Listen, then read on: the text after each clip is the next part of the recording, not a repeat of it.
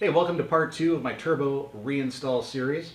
So for those of you new to the channel, welcome. This is a 77 Mercedes 300D. It's got an OM606 diesel in it. I have a KKD header, which is a split manifold on it, and an HX40 Super that I'm going to be installing. I'm going to start out at 40 PSI. I have a pinned cam gear.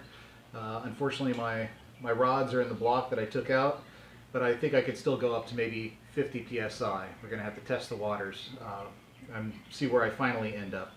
But at this point in time, I did try to run compound turbos, and there are other videos on that. Just wasn't quite what I was after in terms of performance, and I was at a stopping point in terms of time and budget on that. So I'm going back to what I know works. But when I put the compounds in, I actually lowered the motor in the car for hood clearance.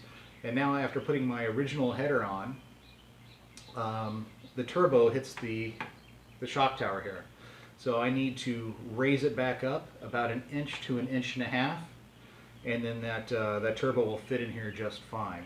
That means I need to modify my motor mounts, my arms that I made. So that's what this video is. We're going to take off the intake. I have a bracket that I made for my glow plug relay. And then we're going to loosen the arm up, raise the engine after taking some measurements, and then I'm going to modify the arms. So thanks for hanging out today. Let's get down to business. Okay, so I've raised the engine, and if we can get this down in here, maybe you can see the height difference in the arm. Right, so there's really not a lot of height change. In fact, I don't even know if I can put my finger in between there. And if we come up and look at the turbo, there is clearance, but my motor mounts I filled in with polyurethane, so they're not going to collapse like they did a while back. And my arms are also pretty heavy gauge metal.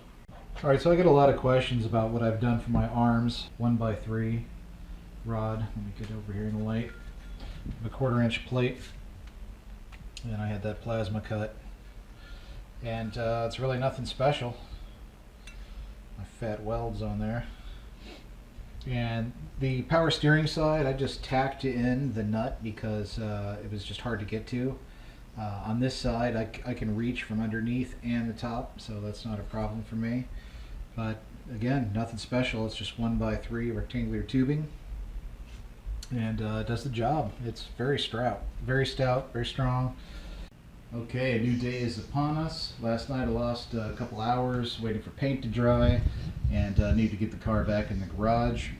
So I hit a stopping point to move the car. I went ahead and installed the arms so that I could remove the jack from under the vehicle. I'll show you the driver's side here. Yeah, not much to see. I already showed you the arm and what it looks like. So just the angle's a little bit different on it.